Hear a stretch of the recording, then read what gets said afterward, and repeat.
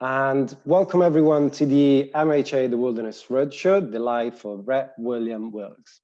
Today's talk see the participation of the Wilderness team with myself, Marco Galli, and Adam Fuller, alongside our friends from the RHS, Julia, Victoria, and Simon, to celebrate our National Lottery Heritage Fund project and the life of Rev. Wilkes, former secretary of the Royal Horticultural Society and creator of the Wilderness Garden.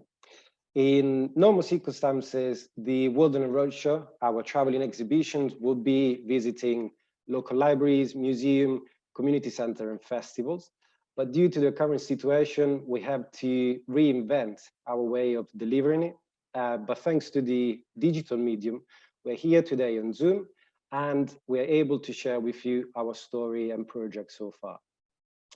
So let me share with you how today's event is going to work, because we will start with an overview of the RHS project funded by the National Lottery Heritage Fund from Julia, Victoria, and Simon, followed by a film from the RHS and some questions related to their project. We will be using the same approach for the Wilderness project. And lastly, both teams will come together and join in a conversation around Rev. Wilkes. And we will pay tribute to Wilkes, a man who has had a gigantic impact on our organization, and we will share with you his horticultural achievements as well as his contribution to the local community where he used to live here in Shirley, Croydon, where the Wilderness Garden is located.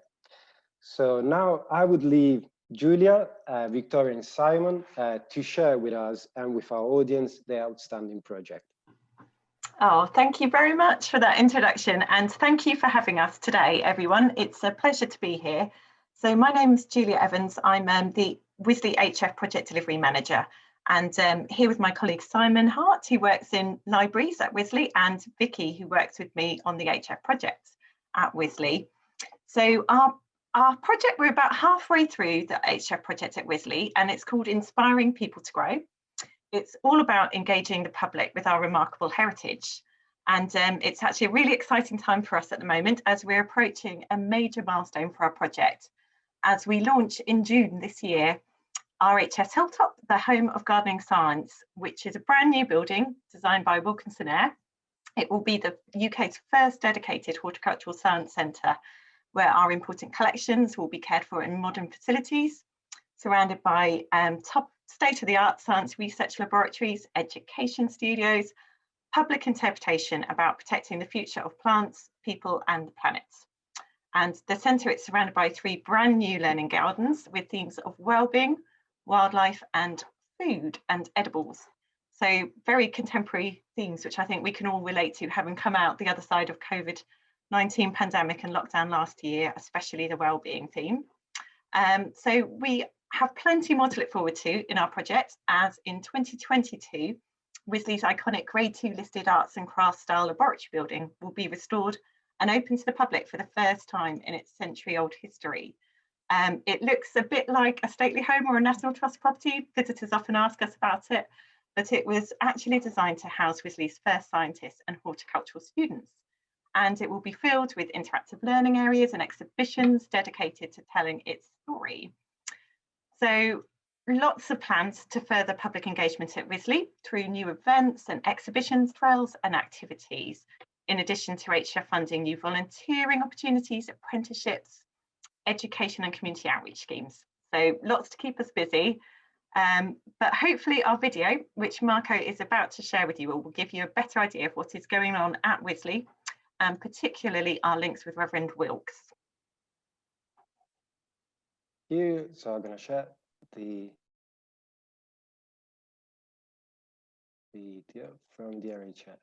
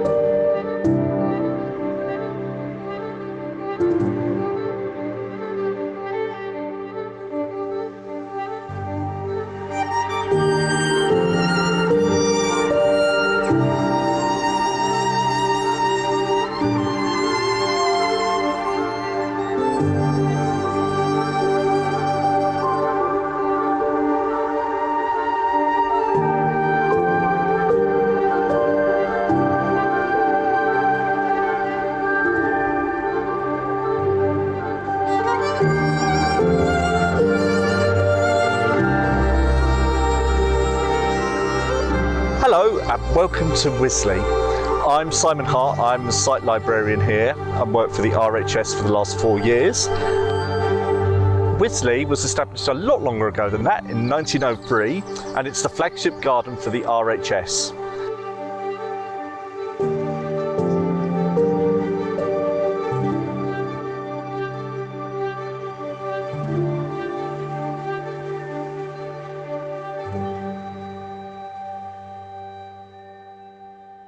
We're standing here at the border of Oakwood, which is the oldest part of the garden.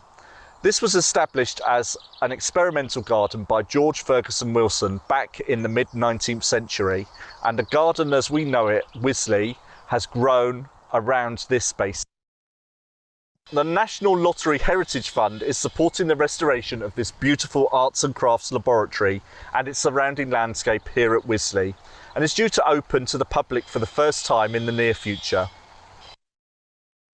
The old laboratory building here dates from 1907 and was completed in 1916, and it's been the home of RHS Horticultural Science and Learning for over 100 years.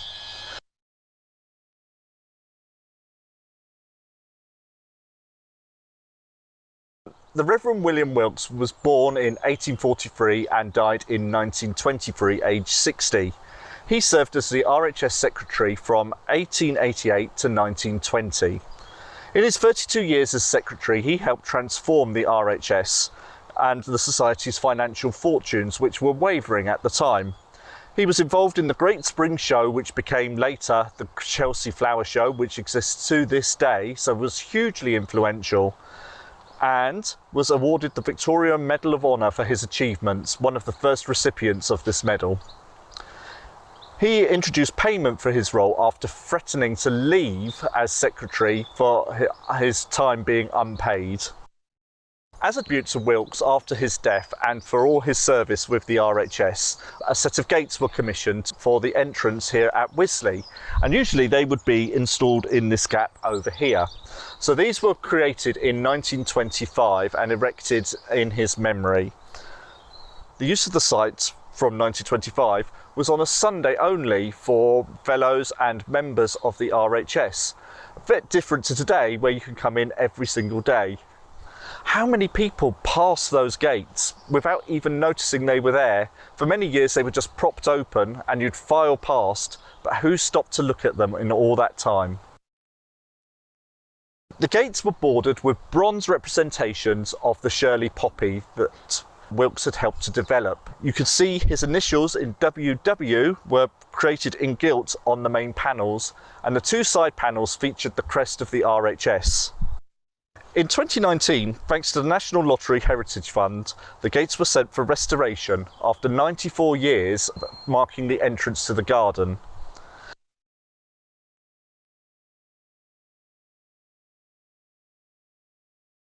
During his time as Secretary of the RHS, William Wilkes also edited the Journal of the RHS, which went out to all its fellows.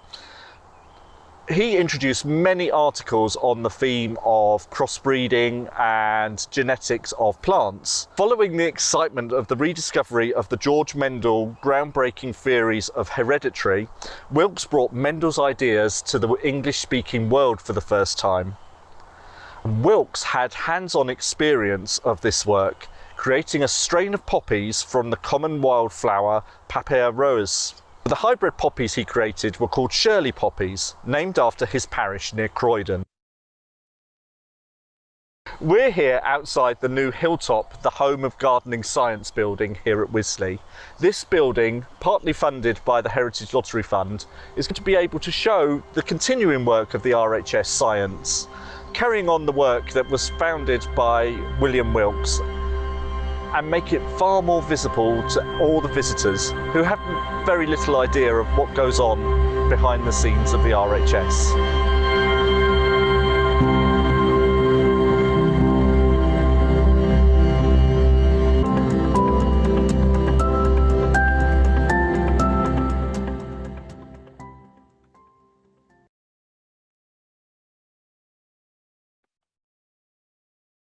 Thank you so much, Simon. It was really an emotional video to watch, and we're really looking forward to be welcome at Wisley and to walk through the William Wilkes Gate.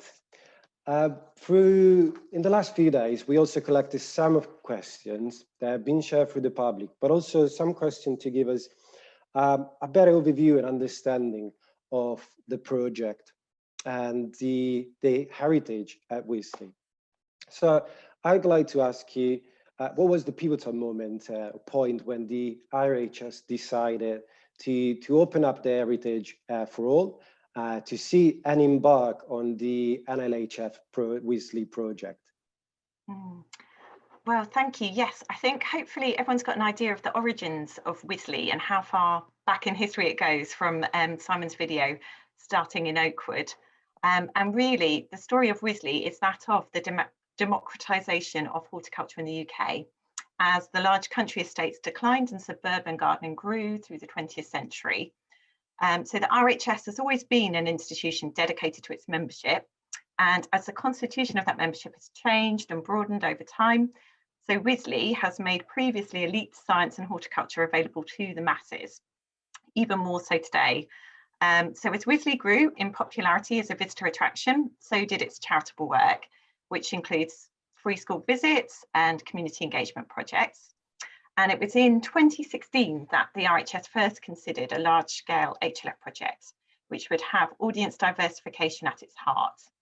We received a round one pass to undertake an HLF development year then, and over 2017 we worked with expert consultants in the fields of conservation planning, activity planning and interpretation master planning to better formulate the projects, giving us very solid foundations when our £4 million grant was awarded in 2018. That's absolutely fantastic. Thank you for sharing. And I'm pretty sure that Adam would like to ask you something about. Hello all. I have a quick question. What heritage is your project designed to preserve and share? Well, rather than being inherited, much of Wisley's heritage has been homegrown by the RHS and directly relates to the story of the gardens, the people and the institution. So Wisley is much more than simply a garden and a collection of historic buildings. It's a workplace, a scientific research establishment, visitor attraction and a school. It's home to the RHS Herbarium, the Wisley Library and Archive. It houses various scientific departments, including the Entomology Department and the Wisley Horticultural School. And it's an internationally important part of plant trials, which are conducted and where living collections are cultivated, some specimens of which are not known to be growing anywhere else in the world. Wisley is driven by the ideals of horticultural experimentation, access and education. And to give you some idea of the heritage that we have on site, here's a bit of a list for you. So we've got experimental horticultural gardens, which are registered grade 2. There's buildings including grade 2 purpose-built laboratory, which we saw in the video, and nationally important, the Weatherhill Cottage, which is one of the first prefabricated concrete buildings in the country. Our collections, including the living collections grown in the gardens as living plants, conserved plant collections in the herbarium, conserved insects collections in entomology, our extensive library, archive and object collections that have been amassed through the 200-year-old history of the RHS and over 100 years of history at Wisley. There's horticultural and scientific practices kept alive and ever evolving through daily practice here at Wisley. Memory and memorialization, so created and kept alive by people's experiences at the site and given physical form through memorial plaques on benches and various plants around the garden. And also, just to add a small bit, the social history of horticulture, horticultural science and education, gardening and gardeners, which stretches far beyond the bounds of Wisley Gardens. Thank you. That's enough for you, Adam. That's tons. Thank you very much. Definitely, the list can go on and on. Julia, you mentioned at the beginning the part of your project is to engage with a new and diverse audiences. And I wonder if, for example, Victoria would like to give us a little bit and you would like to give us an insight on how your project work to engage with new and diverse audience with Wilkes and Wisley heritage, just even like a little bit more in general. Yeah, thank you, Marco. So audience development work is actually at the heart of the Wisley National Lottery Heritage Fund project. We want everyone to participate, to learn, to have fun, be inspired, to grow through their experience with the RHS and take inspiration from the gardens and the activities back to their communities for themselves and to pass on to the others as well. We have 2 community outreach officer posts funded by the National Lottery Heritage Fund for the duration of our project. These are currently working with over 40 local community partners, and the number is growing as demand for gardening is growing. The team is in place to connect our communities with Wisley and green spaces and growing projects, and to connect with all the benefits that this brings for well-being and reducing social isolation, which you can appreciate is quite key at the moment. We're constantly monitoring our audience development work and ongoing evaluation, and this ensures that we're aware of the barriers people are facing with engagement to Wisley, and we're addressing those barriers. So that we can ensure that all visitors feel included, valued, and they're able to participate in the Wisley experience. We're striving to the highest standards of accessibility through working with the Centre for Accessible Environments on our capital projects. We're regularly convening a bespoke Wisley Access Forum as well, and this represents many community groups and access organisations to ensure our programming is as inclusive as we can possibly be. We're broadening our reach and furthering our access by focusing on digital engagement as well. And the National Lottery Heritage Fund are funding a huge digitisation project. And this will share our heritage collections online for the first time. And this will include photographs, artworks, archived from Wisley's formative years. We also have a brand new public engagement programme, which is in development, and some of the projects are designed to target currently underrepresented audiences. For example, we're offering relevant gardening-inspired events and festivals, and we're celebrating diversity, progressing our community curated projects using arts as an engagement tool, and expanding our education and learning programmes at Hilltop, alongside our Hilltop Live public programming. That's great. It felt like that you and Simon has got the same list of endless things, the RHS and your HLF project. It's quite extensive.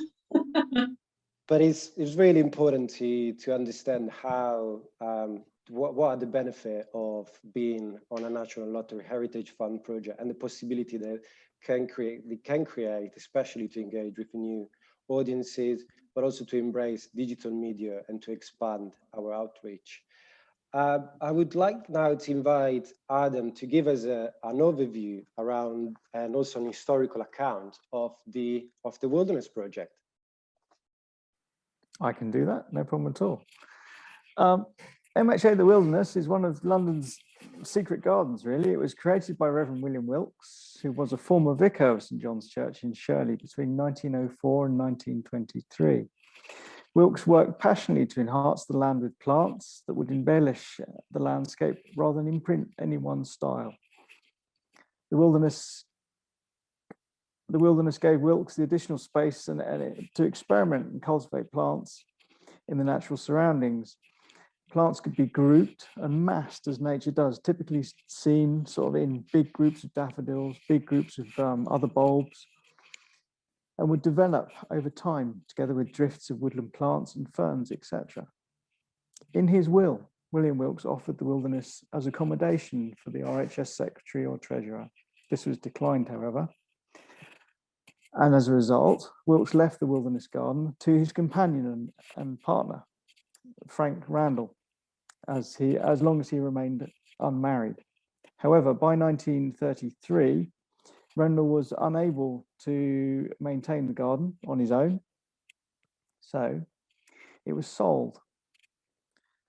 In 1934, it was marketed for £4,000, and the mayor of Croydon, George Lewin at the time, bought it. Mr. Lewin gifted the house once. Well, it wasn't at his death, it was before he died. He gifted the house to the Methodist Homes Association for the Homes for the Aged as a sort of a retirement home. The garden continued to be maintained as an attractive setting for Hall Grange and as a place for residents to enjoy. However, in 1984, the Church Commission decided to sell off part of the vicarage garden and grounds in order to have houses built. The new vicarage, 1985 also saw a plan to extend Hall Grange so it could cater for more people. This raised concerns because in the garden there is a bog garden, and obviously building that building was going to affect the water table. So the association created from a list of residents, Lucy Rogers, who was also a resident in the care home, put together a group, an interested group by Deirdre Clennett. The group had sought recognition and protection of Wilkes gardens by appealing to both the RHS and National Trust.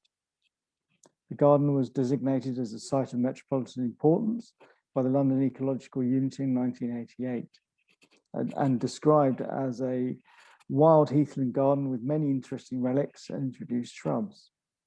The bog is one of only 5 remaining in London because it's acidic and was identified as an important feature. The garden in 1990 had a tree preservation order put on it to prevent any tree works to the existing trees, a number of which are in collections.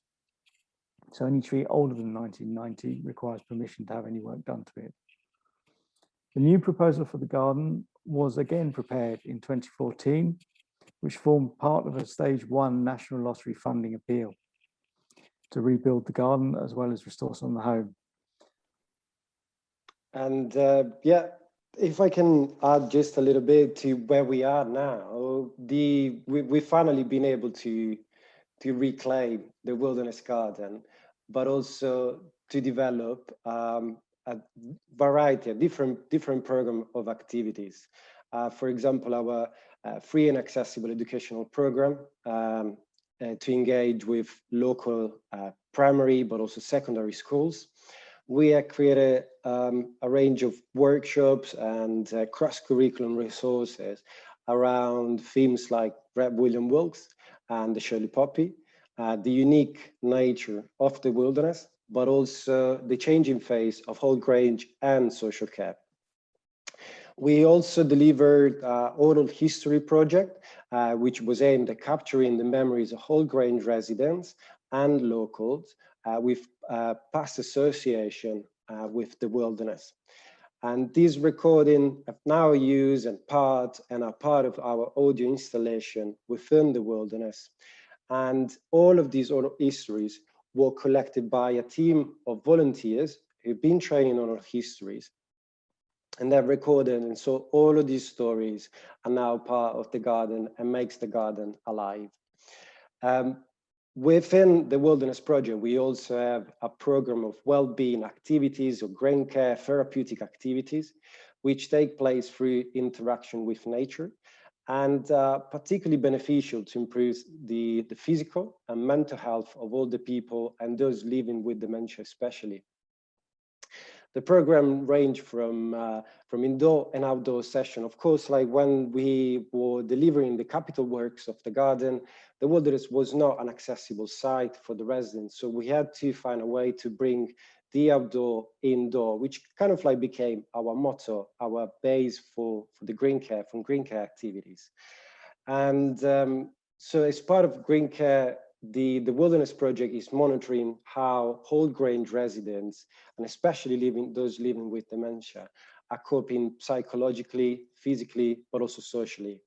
And we are recording resident participation and engagement during green care activities to build up a record of observation that can help MHA, but also the wilderness when start engaging more with the local community to better understand the impact of such activities on all the people.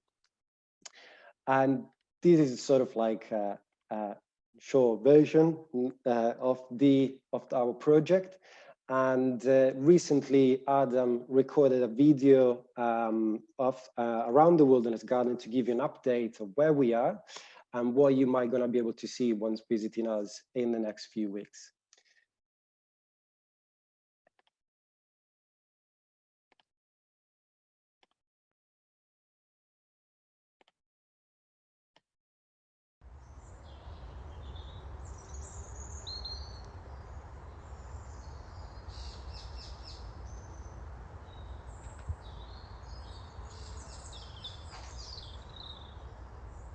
Hello, welcome to the Wilderness Bog Garden. We have been doing lots of work in here. We have raked off the whole meadow, trimming it and pulling it or breaking it all off, just so it can reform every year. So, because it is grass meadow which grows up. We have lots of flowers in this garden, which are mainly daffodils, snowdrops, fritillaria. We also have a royal fern. That big brown lump behind me will regenerate, and that'll be sort of 6 to 7 feet high, with beautiful flowers and fronds on it. The snowdrops come back every year. There was 50 varieties of daffodil in the garden originally, which we're now trying to return to. We have some, but not all of them at the moment. The sphagnum moss in the garden is very important because it holds up to 30 to 40% of its own weight in water. As it breaks down, it then rots into the soil and you create more of a swamp area, more of a bog area, which is why it's so important for it. The bog garden is a very important interest because it's one of the last remaining acid bogland areas in this area of England. This is the Azalea and Rhododendron Walkway which has been created in the Wilderness Garden. It will be a scented garden, a scented walkway. We have included in the garden lily of the valley, rhododendrons, azaleas, a whole load of ferns, and other plants as well, also just to create a scented garden which will be in full flower in the spring. The whole area will eventually be just colourful in the spring and summer. There is a river that runs through the wilderness which feeds the bog garden. We've discovered this and its exact location by trying to plant some trees, and the holes actually filled up with water, so it's no good. But this whole area, you can actually see the river. It's just on the surface. When it rains very, very hard, you can actually see it because it rises and you can see it. These large puddles are where the river runs. If you dig just below the surface in the middle of summer, there is water there as well. The river is only visible in the winter because of so much rainfall. You can see these puddles here, and that's how it's been located. The river is a lifeline for the bog. It is always here, it's always under the ground, which is why the bog stays wet most of the year round. But in the summer, it goes to a lower level and disappears. Next time you see us in the summer, this won't be here. You'll just have grassland. We may have some wet plants around here, some water, some royal ferns in the garden, etc. Just to this area. We may be planting a water kind of a garden all the way through the garden, just to represent the river. So that's the Wilderness River. It does run through the garden. You can see it now. Hopefully in the summer it will dry out. It normally does, but this is what feeds the bog down the bottom. So hopefully next time we see you, this will be bone dry and all grassland. I look forward to welcoming you here in the summer, or a bit later, spring and early summer, when this will be all in flower. There'll be a lot more going on in the wilderness as well, everywhere else, including all these grassland areas which we've now seeded. They'll start to emerge and we'll have large swathes of grassland right the way through the garden. So I'll see you later. Ciao, ciao.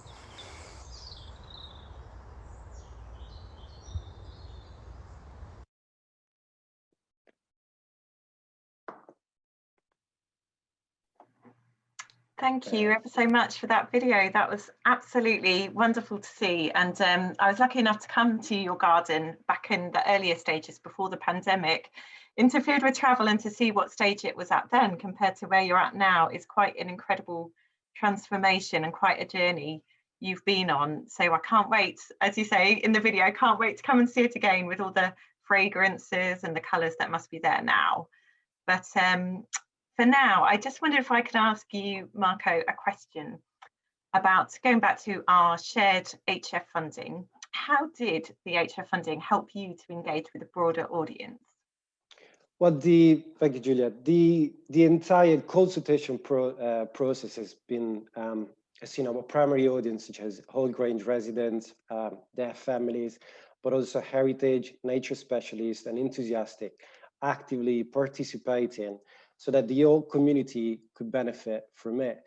In fact, the funding from the National Lottery Heritage Fund fostered a partnership with local organizations, and we wouldn't be able to achieve what the Wilderness Garden is today without the contribution of key partners, but also without the contribution of volunteers. And some of them were recruited from these key partners.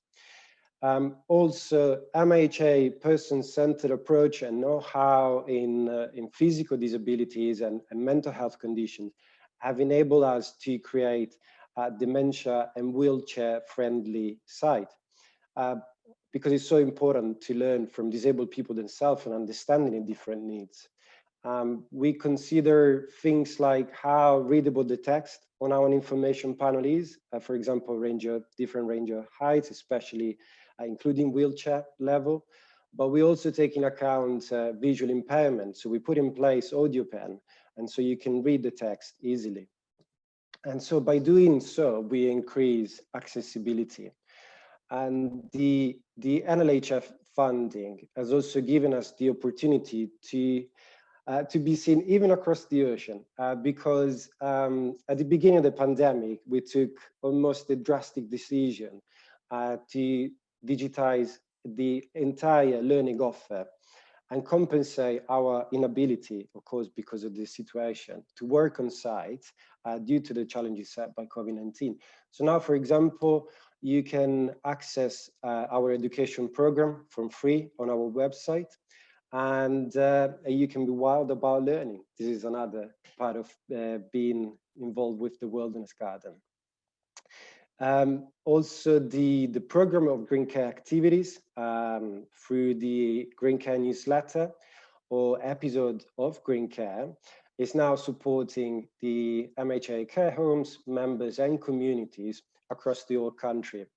And we hope to expand MHA's provision of alternative therapies to support the health and well-being of MHA members, residents, but also the local community engaging with us. And so the legacy, the Wilderness Project is coming to an end. It's by June 2021, sadly, is finished. But the legacy of the Wilderness will be incredibly important because we have learned so much. The Wilderness team have learned a lot, but also the whole organization have learned a lot. And so we want to build on this legacy, and we want to expand our vision and aspiration, and also leading into more broadly based and ambitious initiative, which can have a greater impact and greater resonance with our audiences. So for example, nature, well-being through nature, which will be the theme for Mental Health Awareness Week in May. All of this can support MHA on people engagement campaign, but also on the provision of meaningful activities as well. And this is what we're aiming for the future. Sounds really, really fascinating, fantastic stuff. I wanted to know, how has the HLF project brought together landscape and therapeutic interventions? I'm probably the best one to answer that one. What Reverend Wilkes created was a significant horticultural landscape inspired by William Robinson's wild garden movement. What remains today are just the bones of his planting, but the landscape, which still exists, has not been changed at all. It's never been gardened or farmed. It still presents this and has allowed us to bring back the ethos and philosophy and experimentation that he carried out in the garden. We have created an accessible wild landscape that bring people together. Wilkes Landscape and Wilkes' important contribution to how we can all create beauty and well-being by working with the land we find. Wilkes developed his gardens at the Vicarage, Shirley, at the Wilderness within the context of a distinct garden design movement, the wild gardening movement led by William Robinson, who led the transition from the sort of high Victorian garden with its influences from French and Italian gardens and love of annual bedding and formality to a refined interpretation of the English country garden with less formal gardening and with wild areas and blended naturally within the wild landscape. That's great. I'm wondering if you could highlight what some of the key features are in the Wilderness Garden, Adam? Yes, I can. Some of the key features in the garden, right, we have the bog garden. We have dendrons, collections of, we'll have a scented walkway through the garden. But there is also sphagnum moss in the bog garden. There's 2 or 3 different types of sphagnum moss. There will be the poppies, obviously. What else? That's about it. The experimental garden. Yes, the experimental garden at the very top of the garden was actually an area where William Wilkes brought plants in just to see how they survived in this environment. If they succeeded, obviously they stayed in the garden or went elsewhere. If they didn't, they were obviously removed. We've now created a fruit garden within that area of the garden with fruit trees planted right throughout it. That's actually where we discovered the river.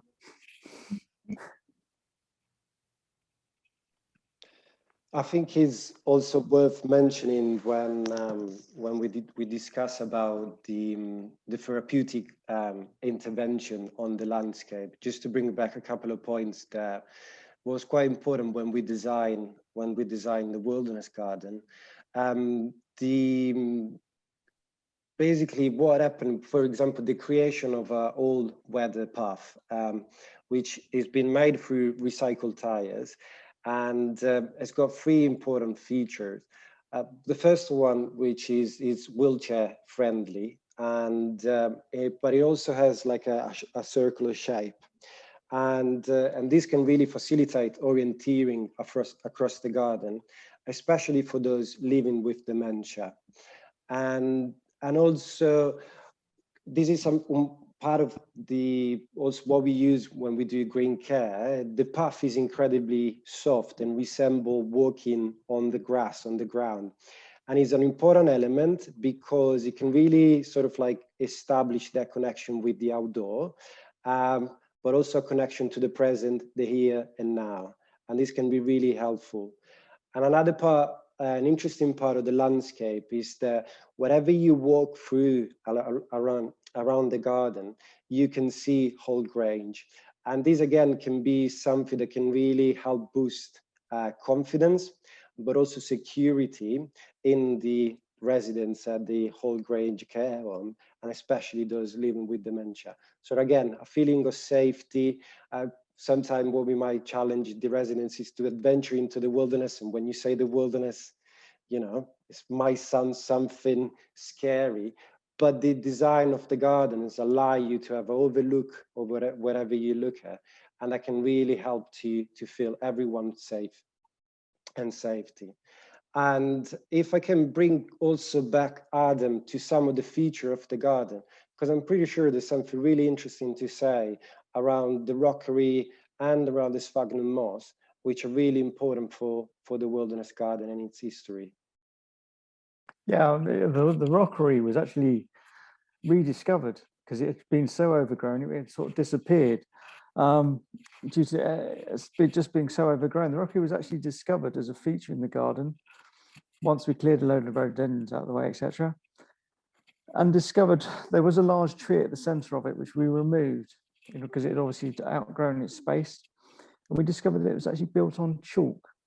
The whole rockery is built on chalk, which was imported into the garden in order to change the pH of the soil, because we have a very acidic soil here, which sort of explains why some of the flowers we see in the photographic record we have of the garden thrive in the garden.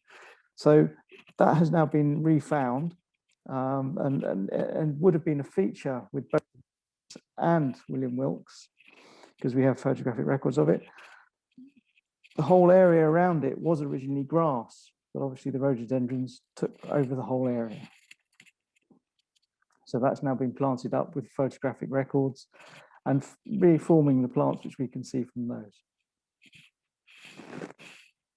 Yeah, thank you. No, I think it was really important to highlight, one, for the challenge and also for the surprising aspect thing when we discovered the rockery and how big actually is. And I quite daydream sometimes because I see the rockery and I see like a sort of heart shape. And so we imagine the sort of relationship that was between Rev William Wilkes and his companion, Frank Randall, because the only picture that we got photographed in black and white that we have of Frank Randall is him sitting in front of the rockery, and that's the only one that we have. And so these can actually lead us into a more conversation around Rev William Wilkes and how he impacted on both organizations and how we're keeping up with his legacy. And for this, I would really be interested to know what your project, the NLHF project, the RHS, continue to promote Wilkes' work around the horticultural experimentation and biodiversity. Yes, thank you. So quite right, looking at, as mentioned in our video, Wilkes' horticultural experiments resulted in the creation of a new strain of Shirley Poppy. And our project at Wisley is dedicated to highlighting the crucial work that Wilkes and others undertook at Wisley that has influenced the plants we grow today and how we grow them. We plan to highlight this through the interpretation that will be fitted into our laboratory, but also the surrounding historic landscape and trials gardens, which are looking brilliant at the moment. They're really taking shape to anyone who's able to visit Wisley at the moment. They're really looking lovely. But also through opening up our doors, of course, to Hilltop, the home of gardening science. So for the first time in Wisley's history, our science experimentation and research will no longer be behind closed doors. And significant work into plant genetics continues at the RHS, working in the footsteps of Wilkes. For example, in 2018, the RHS and the University of Reading mapped the daffodil's chloroplast genome for the first time. That's the DNA responsible for photosynthesis in plants. So by understanding these genetic markers, it's really crucial for conservation efforts and also breeding of new cultivars. So very much continuing Wilkes' legacy there. But I'll hand over to Vicky just to carry on some of his legacy through other parts of our project. Yeah, so continuing on from Wilkes' legacy through our community engagement work and citizen science projects with Hilltop, the home of gardening science, we're communicating key messages around the importance of biodiversity and planting to support important species such as pollinators. One of the surrounding gardens to the main science centre at Hilltop is entitled the Wildlife Garden. This is going to include many features designed to inspire visitors to replicate them in their own gardens or communities. And the Reverend Wilkes was a great advocate for this wild ecological approach to gardening with a focus on local native plants. Another surrounding garden to the main Hilltop Centre at Wisley is entitled the Wellbeing Garden. And this garden will encourage visitors to reflect, relax, to engage with the natural environment, and moving through a succession of garden rooms with the restful sound of meandering water. So RHS scientists will undertake experiments within these gardens, and especially the Wellbeing Garden, around scent and colour and other factors. And this is going to help to create a blueprint for a garden that will maximise well-being and to carry on with the work in which Wilkes realised was a great community asset through green space and be in no doubt a hugely positive impact on his parishioners' well-being through opening up his garden. And that's what we're hoping to replicate with the work at Wisley. That sounds absolutely fantastic. I'm really keen to be welcome at Wisley. We've been planning this for quite a while now. So hopefully by the summer, we will be there and discover more about your project. Simon initially mentioned during the video, the footage that from your film, about the extensive work that you are doing in terms of archiving and collecting the collection for the future. And I would just wonder if you want to give us a little bit more your insights into that. Yeah, no problem at all. So I'm actually here in the Hilltop building today, which is in my new office, which is really exciting. And the library is one of the parts of this building, but first of all, there's the improved herbarium here in Hilltop, the home of gardening science, which will prove to have sufficient capability to create a definitive record of ornamental flora growing from 83,000 to 150,000 specimens within the next 5 years. That's the aim. And within 50 years, we hope it will be able to accommodate 3/4 of the UK's estimated 400,000 cultivated plants. And this will help to support ongoing future research around the plants that we grow in our gardens in the UK. So libraries-wise, the libraries and archives will continue to grow, and we will include oral history elements and contemporary collecting projects to ensure that engagement with our collections thrives. So one example of this is a project that we rolled out last year in 2020, connecting lockdown gardening with the RHS's collection from Rhododendron. Rhododendron was a German internment camp during World War I, and the RHS provided seeds and advice to British prisoners in there during their internment. So the idea was to establish a dialogue with contemporary community groups about the value of gardening in confined and stressful times as experienced by the Rhododendron internees, and to show how their careful record of their gardening as passed on to us to care for means that future generations can appreciate and understand their experience and suggest ways people gardening under COVID-19 could help us do the same today.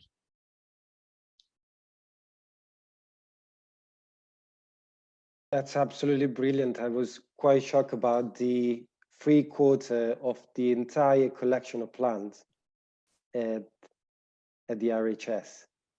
Yeah, it's an incredible collection, and one of the great things about this building is that people will be able to actually see the collections in their new home.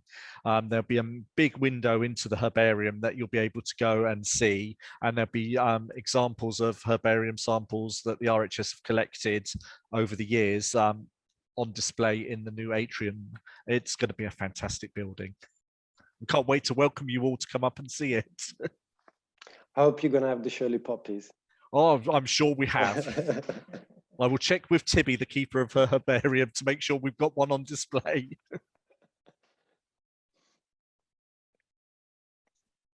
Right, I wonder if we can say something about the Shirley Poppy, Adam, and what does the Shirley Poppy represent for the wilderness and for the city of Croydon? Of course. Well, before sharing with you the Shirley Poppy and what it represents for the wilderness, I'd like to share or shift your attention more for a moment to Wilkes' development as a plant breeder, because he was obviously a plant breeder. As such, despite not being known primarily as a plant breeder, in his own words, he said he did not cultivate plants for sale, nor specialize in crossbreeding of plants. There is little doubt, however, that the breeding of plants and genetics were of great interest to him. Wilkes was one of the main organisers and first people involved in the first international conference of hybridization and crossbreeding hosted by the RHS in Chiswick in 1899. He wrote the covering report on the 3-day conference, which noted the popularity of orchids, rhododendrons and ferns, all of which can now be seen in the Wilderness Garden.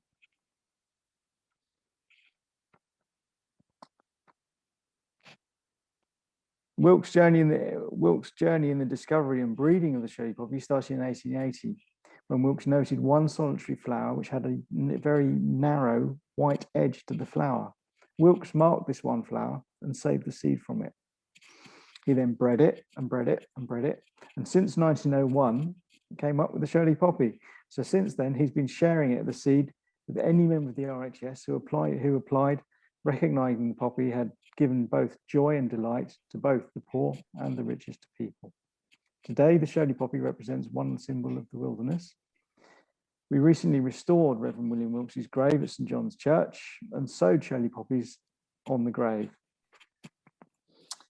The Shirley Poppy will also be used to honour the memory of Sir Captain Thomas Moore for his heroic efforts of going around the garden and raising funds for the NHS.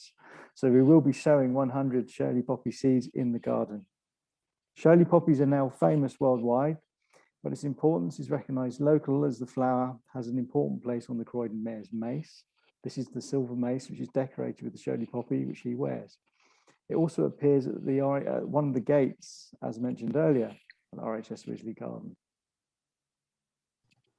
Oh, that's a brilliant history of the poppy there, and what a great emblem you have for your project and for the legacy going forwards.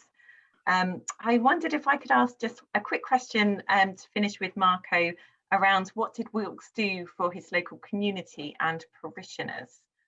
Of course, because I think it's really important to highlight how much important William Wilkes was and how much he did for the local community.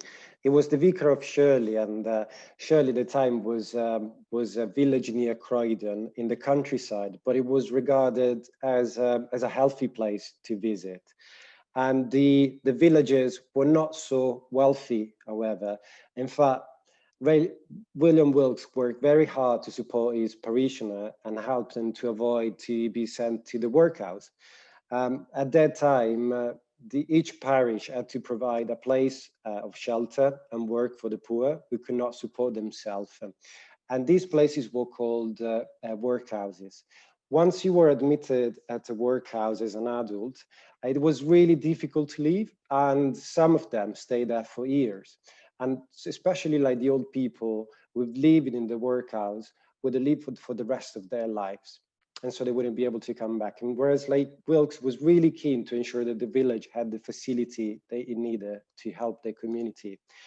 In fact, his contribution to the local community expands with his help to improve the condition of poor people living in the parish by creating a coal and clothing club, which helped people saving a small amount each week throughout the year.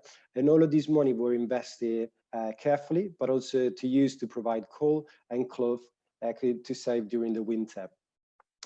William Wilkes also helped to raise funds to help a nurse institute in the village. Before 1948, when the National Health Services, the NHS, was founded, people who needed a doctor had to pay for their healthcare.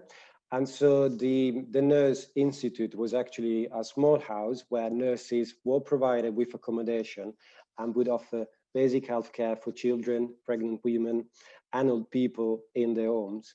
And so William Wilkes helped this to establish. He was also really keen to ensure that children in his parish were given the opportunity to learn. So in 1985, William Wilkes asked Lord Eldon, who lived in a nearby Shirley house, for help to provide a school for the village. And so the land will provide thousands of pounds were raised, and the new school was opened by William Wilkes in September 1885. Then William Wilkes also helped to set up a cricket club to raise funds for the building of a village hall. When he retired in 1987 from a role as a vicar, he rented a piece of his heathland next to the vicarage garden for the parish celebrations of the Queen's Victorian Diamond Jubilee. And then, of course, as a king garden, he later bought the piece of land where he created the Wilderness Garden, which is now open and open to the public, and is open for the public to relaxation, family play, learning, but also enjoying the rich wildlife. And yeah, so now the Wilderness Garden is open, and there will be opportunities for the public to visit us. I would like to thank the panelists for being with us today and for their presentation. And I would like also to share with our audience that we'll not be able to answer to some of their questions that I've seen popping or some of the comments that has been shared, but we will send out an email. We will try to answer to all of your questions. If you have any question that you would like to directly refer to the RHS, please email them at the library@rhs.org.uk and for any sort of like general questions, but also questions about William Wilkes.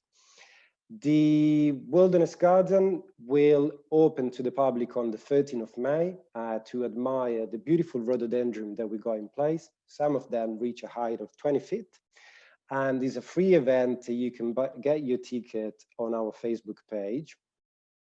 On the 13th of May, there will be a second appointment of the Wilderness Roadshow with our friends from Heritage Ability to discuss accessibility in heritage environment.